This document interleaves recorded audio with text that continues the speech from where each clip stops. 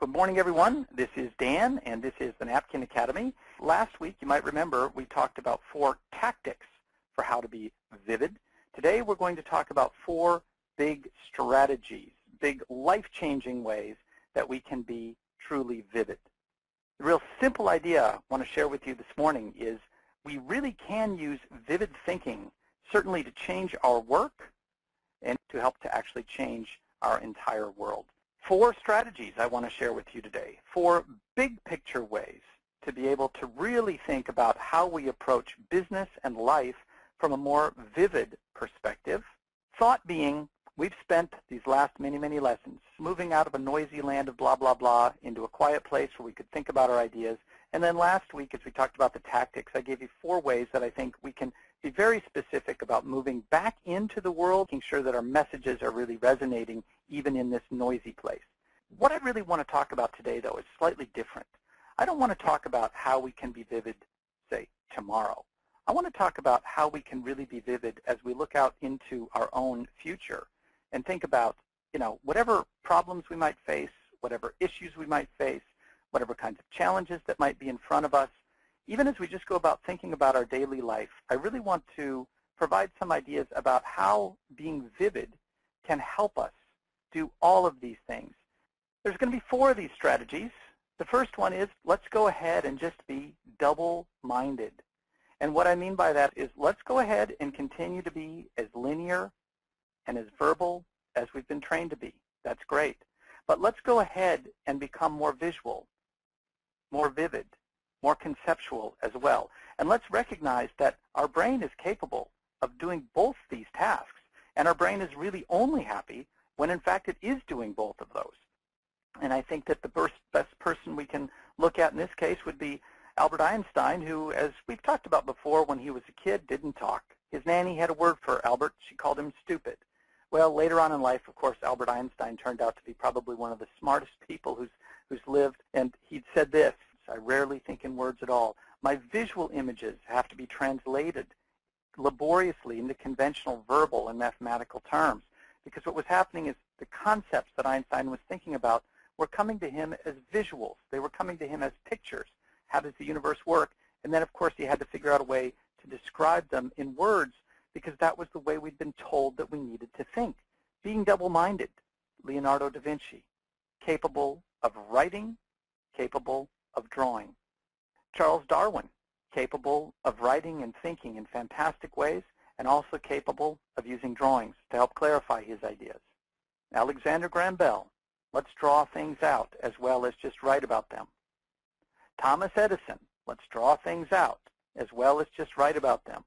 J.R.R. Tolkien, of course, absolutely an author capable of telling magnificent stories, also someone who said, I need to draw the worlds before I can start to write them out. Jack Kerouac, who before he started to write would actually draw pictures of how his writing was going to flow. Donella Meadows, inventor of systems thinking, magnificent writer, wonderful books, even better at drawing and being able to conceptualize how does the world work through very simple sketches that explain systems thinking.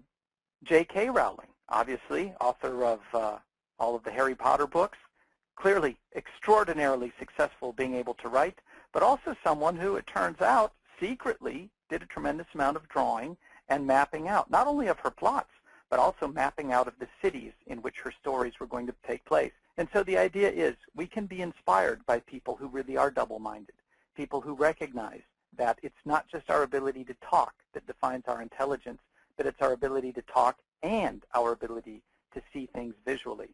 And I want to apply this in a real-world way. Many of us work on our own. Many of us work for someone else. But at some point in our life, every one of us is going to have a boss. And I want to think about something I want to call the boss test just for a moment. Let's say this is us. And we've decided, as we talked about last week, that in advance of our meeting, we're going to go ahead and create this kind of meeting master picture. The one picture that's really going to define the meeting and make sure that everybody gets excited and remembers what they need to do. Well, many of us, of course, have a boss who comes in. And here's the way I like to think about this. If the boss looks at our picture and has a bad reaction, says, I don't like this use of visuals in my office. That's not the way we think about things here. I want to have everything written out, A, B, C, D. I want to have everything done in outline form. I'm going to say that this person is kind of a bad boss. Because if this is the person who's thinking that this is the only way that is legitimate to think, that we have to write everything down exactly like this, and that's the only way we're allowed to work, might want to start looking for a different boss. Because this is not a boss who's being very double-minded. But if our boss looks at that picture and says, wow, I've never thought about things that way before, why don't you continue? This is what I would call someone who is a great boss, someone who recognizes the power of being double-minded, who recognizes, I appreciate your ability to walk me through your idea step by step verbally. I appreciate your ability to write out your idea for me, but I very much appreciate your ability to draw out your idea and combine both of them. This is a boss that's worth her weight in gold, not that one. That's what I talk about life-changing. If someone doesn't want to be vivid with you, well, think about how you might want to find someone who can be. Strategy number 2. This is one about how we get our ideas out there into the world. Everything we talk about these days is the idea of using the internet to make ideas go viral. So how might we do that? Well, let's say we're sitting over here, and we've got this particular idea. And what we really want is we want everybody out there, lots and lots of people, hundreds of thousands, maybe millions of people to become aware of our idea. How are we going to move our idea from here to here? Well, by being vivid. Vivid, by nailing down our idea in both a visual and a verbal way, gives us the most incredible tools to be able to put online through all of the various social media services, through blogs, through postings, through comments, and in a way that if we've done our idea so that it's truly vivid and it's easy and portable visually and verbally, it will explode. And I want to give you a couple of real examples. First example, my favorite one, we've talked about this before, my own work on American healthcare reform. The president came in 5 years ago, said, hey, let's reform healthcare. The nation starts to tear itself apart. Here it is. This is the first couple of pages of House Resolution 3962, and the first piece of actual health reform legislation that passed through the Congress. And look at what it looks like. I went through it looking for some sort of picture or map to help guide me in thinking, what does healthcare reform actually look like? And all I ended up with is 1,500 pages of bullet points. No wonder people get upset. It is absolutely not vivid. Well, what would happen if we tried it with pictures? We made a series of pictures that would say things with a single headline and a single very simple image. And we put them together in a series. I posted it online on SlideShare. It got almost 800,000 downloads. And then it got picked up by the Huffington Post. And then I had the opportunity to present my simple, vivid pictures on Fox News in a nationwide broadcast. The following day, I was contacted by the White House and asked to come and work on clarifying issues around complex policy by being able to make them vivid.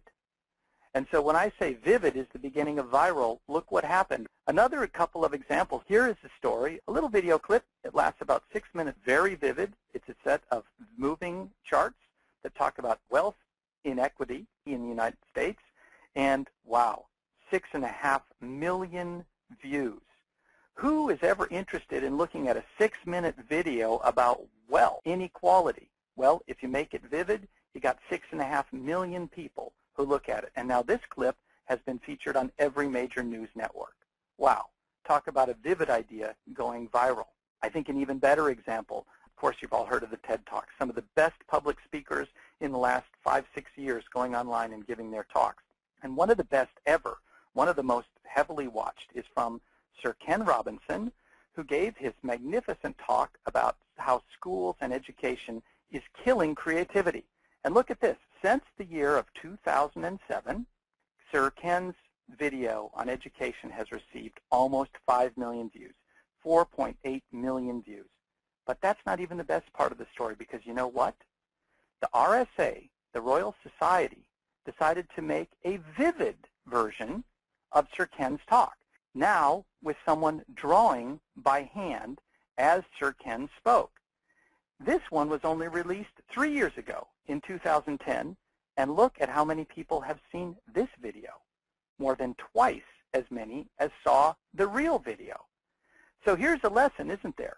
Between watching someone talk, even someone as incredibly eloquent as Sir Ken Robinson, and watching someone actually draw out live as he's talking what he's talking about, more than 2 times the impact in 1/2 the amount of time. I'm telling you, if you want something to go viral, make that thing vivid. Strategy number 3, appoint your Chief Simplicity Officer. In your work or at home, in your life, go ahead and appoint what we're going to call the Chief Simplicity Officer. Now, what's my thinking here? Let me tell you. So within any business, we already have someone who's responsible for making sure that all the little bits of money that are coming in through every transaction, every single one of them, gets bubbled up to one big bottom line. And that person is the Chief Financial Officer. And then we have someone who's responsible for making sure that every message there is about our product gets put through a certain set of filters to come out with the single branded image message. And that person is our Chief Marketing Officer. And then, of course, we have our Chief Communications Officer who makes sure that every press release and everything that has to do with what our company is doing goes out to the public in a very branded, very corporate, very legitimate, verifiable way. That's our Chief Communications Officer. And then, of course, we have our Chief Legal Officer who's making sure that every little legal decision that's being made is, well, is legal and is being maintained to the letter of the law. Well, that's great, but what we don't have in here is anybody whose job it is to just make sure that we're absolutely clear. So we don't need someone who's going to generate more of all of this. Isn't what we really need someone who can look through all of this and make something that looks like this, that says what you absolutely, positively need to know is this and this and this. This is the job of the CSO. Here's the way Cisco, big technology company out here in the Bay Area, talks about network security in one of their advertisements. Well, it's a picture, but I'm not sure I really want to spend much time looking at it. Here's the way network security is identified by Google. Exactly the same concept, and look at this. Hey, get past the bear, escape from the snake pit. At Google, network security involves a 2-step verification process. Here's what you absolutely positively need to know. We've got 2 steps, and guess what? They're going to keep you absolutely safe. Wow, that's a very simple message. I'd rather see that one than that one. So if we're going to create this Chief Simplicity Officer, we need a job description. So what is the job description of this guy? And I like to draw our Chief Simplicity Officer kind of wearing a hard hat, because this is a person who's going to have a very, very tricky job. There's a lot of people who are trying to pile all kinds of stuff onto this person, and this person's job is the one to come up with the final. So here's what the CSO is responsible for. Review everything. Find the essential message. How? Well, go through the vivid forest. Find the form. Find the parallel visual. All of this is really telling us this. Excellent. Make that vivid, visual and verbal, and then get rid of everything else. And the message we're absolutely, positively never going to forget. That's the role of the Chief Simplicity Officer. How to sell a car in 1940. Here's an auto ad for your great American Chevrolet. Look at that, only cost $659 back in 1940. But look at all the stuff we had to go through. It's a natural, it's easy on the eye, try it, buy it, read this, here's the dimensions of the car, here's exactly what it looks like, here's how happy you're going to be driving with your spouse. Oh, look at that shiny car. Okay, that's how to sell a car in 1940. Well, revolution in advertising, of course, about simplicity. How to sell a car in 1960. Here's the initial advertisement for the Volkswagen Beetle in the United States, one of the most famous ads of all time. How simple can things be? Here's a photo of the car. Here's the simplest possible headline, lemon. For those of you who are unfamiliar with American lingo, lemon means really, really bad car. Well, let's jump forward to today. How do you sell a car in 2013? Look at this ad. Doesn't even show a car. Wow, pretty arresting. This is an owl. This was an ad from BMW. The only reason we know it's a car ad is because the logo's there about night vision, now available on the Series 3. Talk about making things vivid. Think about what the Chief Simplicity Officer is doing, getting rid of all of that other stuff that nobody is going to read anyway, and focusing in on the central vivid image, the simple visual verbal that everybody's going to remember. To our last big life-changing strategy. Give your hummingbird some respect. I started out with this idea that said this is one way of thinking and this is another way of thinking. We tend to be taught to think in this way, but we miss all of the connections that are possible in thinking that way. As we know from our vivid thinking, a great way to go is to go ahead and create a visual metaphor. So that's when I came up with this idea of the fox, who's linear and verbal, and the hummingbird, who's visual. Now, the inspiration for me just came from looking out my back window, where we have lots and lots of hummingbirds here in sunny San Francisco, and they're amazing to watch because, as you can imagine, the hummingbird, looking over the backyard, is doing this all the time. It's crazy. You'll see a hummingbird over here, and then you'll see one over here, and no time has passed, and yet it's the same bird. My gosh, the speed with which they think, it's so thoroughly, vividly reminded me of what my own brain feels like as I'm trying to piece together an idea from lots and lots and lots of other pieces. And I remember back in school, the way we were taught was to do it linearly, find the outline, straighten it out, and write your paper. Well, that was great, but all of the things that were missing. So that's where the inspiration for the hummingbird came in. And I thought, of course, well, we've typically been taught that one is better, the verbal side. Well, heck, that's the one that's more about intelligence. But we know that we need to really get our visual side and our verbal side to be on balance. Well, you know what? As I was working on this, I started to do some research on the hummingbird, and I learned something magnificent. Check this out. Way back in the Aztec civilization in Mesoamerica, 500 years ago, the most powerful civilization that had ever existed on the American continent, the Aztecs, a bloody people, a fairly violent culture, when they needed to pick a god to sit on the top of their most cherished temple, they could have picked the jaguar. But no, the Aztecs didn't pick the jaguar. You might have thought, well, another vicious animal, the anaconda. But no, the Aztecs didn't pick the anaconda. You know what god the Aztecs chose to be the most powerful deity of all? They chose the hummingbird. Absolutely capable of being everywhere and seeing everything at the same time. The Aztecs chose the hummingbird to become their god of gods. I hadn't realized this. And as you look through Mesoamerican history and culture, you find images of the hummingbird. Here we have the Nazca Lines down in the area around Peru. A huge, hundreds of meters across drawing, only visible from the air. And what is it a drawing of? A hummingbird. In fact, the hummingbird became Huitzilopochtli, the Aztec god of gods.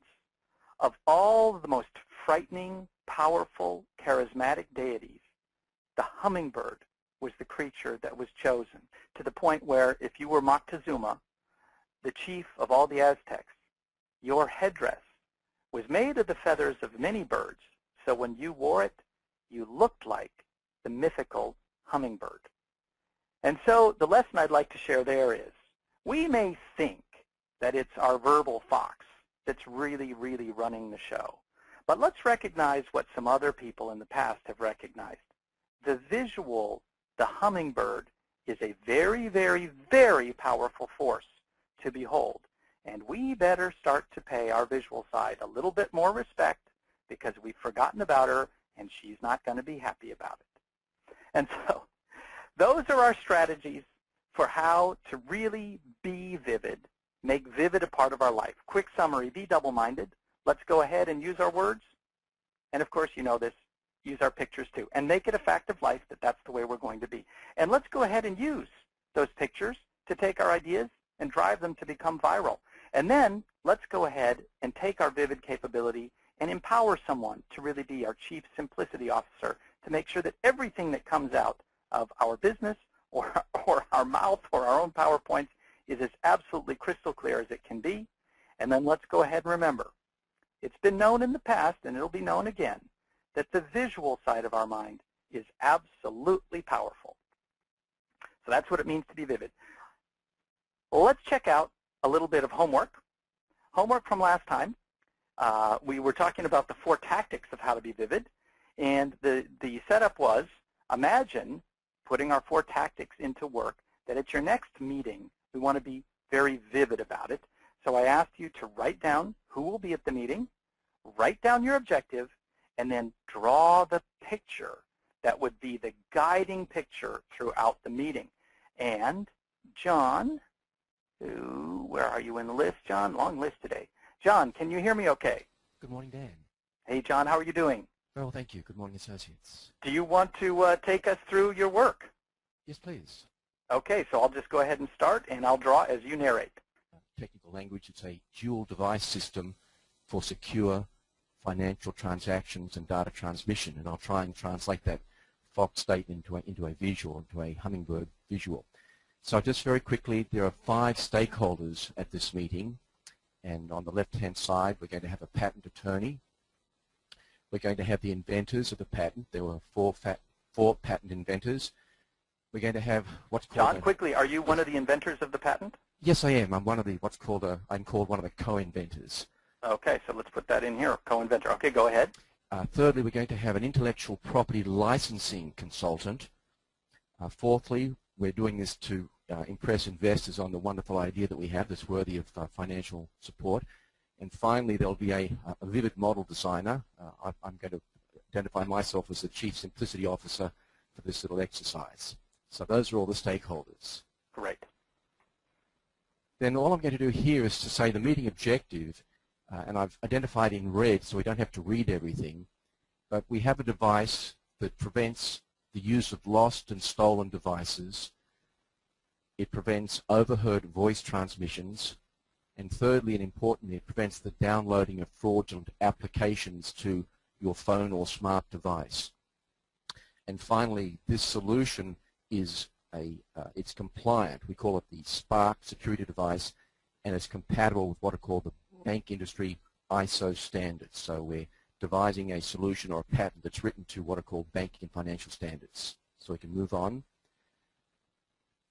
This next graphic is text directly from our disclosure invention. So I won't even take you through this, simply saying this is the text, this is the Fox language that patent attorneys and patent examination officers use. And of course the challenge is how do you translate this very, very important Fox description into a visual. So what I'd like to do is just to use this as an example of how to use visuals rather than how to explain what the patent actually does. So if we go to the next graphic, I took the essential verbal descriptions, and you can see them on the left-hand side. You'll see a key, and you'll see a phone, and you'll see a little ampersand, an asterisk number, and a cloud, and a checkbox, and then a person at a whiteboard, and finally a lock. And these were the 7 or 8 essential elements that come from reading the patent. So what I'm doing is I'm taking the essential Fox elements, the text, and transcribing it into a visual metaphor. Perfect. So we go to the next, and I think this may be the last graphic. This is the meeting master plan. And if we start on the left-hand side, you'll see down on the corner that the graphic of we'll call it a mobile phone, but it could be a smart card or any device that has an integrated circuit chip inside of it.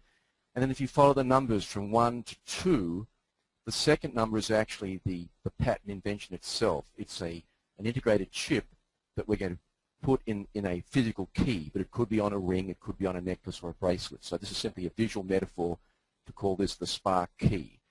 And all we need to understand, at least for the purposes of this discussion, is that when the key is within 4 inches of your mobile phone, a transaction can occur. A number is generated. And then this number goes to this wonderful place in the sky called the cloud, and in the cloud you have your bank or financial institution, and then they perform some magical work with the numbers, and they generate another number, And so each time a new number is generated, I've increased it by 1. And the next to the last step shows this cloud or banking institution sending a communication from the cloud to your device. So now you have another number, which is represented by these 4 hash signs. And if those 4 hash signs are approved within your mobile phone, your financial transaction is approved. If there's not a match, then it's declined. And the essence of this is that there's an algorithm that changes the numbers as it proceeds throughout the transaction. So that, in essence, is taking a Fox narrative for a patent and transcribing it or translating it into a visual metaphor for our master picture. Wow, this is beautiful. Have you used this picture yet in a meeting or a presentation? I have, and just so this, since I know my colleagues won't be looking at this, the initial reaction was, well, we really need to make this simpler. And so the way they made it, simpler, they said, well, we like the idea of using a simulation. So they took the text and put it into a PowerPoint. And so essentially, it really was, well, in my opinion, it wasn't an improvement. But I shared the story that the exact. So are you moving forward with the patent? And I know you're not giving us too much secret information, but certainly. Well, the patent was approved in May by the U.S. Patent and Trademark Office, so we're very excited about that. It was a year in the process, and we've written what are called extensions to the patent. In technical language, it's called a continuation in part, and my contribution to that is I'm helping with developing a loyalty application for the patent. So we've actually got the patent granted. Fantastic. John, excellent work. I really appreciate it. And I'm going to go ahead now and assign homework for those of you for the next 2 weeks, how we can put some of these 4 strategies into work. So here's what I'd like you to do for the homework due 2 weeks from now. I would like you to imagine that you are your own Chief Simplicity Officer. And what I'd like you to do is go through your own business and select any business document that is both important and complicated. Something that's very important, but something that's very complicated. And what I want you to do then is use the tools of Vivid Thinking to create the Chief Simplicity Officer's version of that document. Hey, thank you all for another great lesson. This is Dan signing off from the Napkin Academy, but don't go away. Now on our new platform, you can still submit your homework. Debbie, our community manager, is going to join you right now to show you exactly how to do that, and I really encourage you, do your homework. Okay, take it away, Debbie. See you soon. We hope you enjoyed this Napkin Academy classic video. We've made it easier than ever to share your homework. After you've completed your homework and have a JPEG or PNG file saved on your computer, come back to this course. Once you're back here, scroll to the bottom of the screen, and in the comments box, you can add a comment. I'm just going to call this one My Homework. You can also add images by clicking on the Insert Edit Image button here. In the source box, click on the file. In the Images window, click on Upload, and then click on Add Files. This is going to take you to your computer where you can search for your images. I'm just going to search for mine in Pictures, and I'm going to choose this image here. You can also add multiple images here. Click Upload. After the upload is complete, click Close. Then scroll down, and you'll see that the last image is here, and it's checked. This is the one we just uploaded. Click Insert. I suggest in the Dimensions box you change the maximum to 1200 pixels and leave the Constrained Proportions box checked. You can also add an image description here if you'd like. Click OK. You'll see that your image has been added to your comment. And now the last step, the most important one, make sure that you click the green comment button here to upload your homework to the Napkin Academy. We hope to see your homework soon.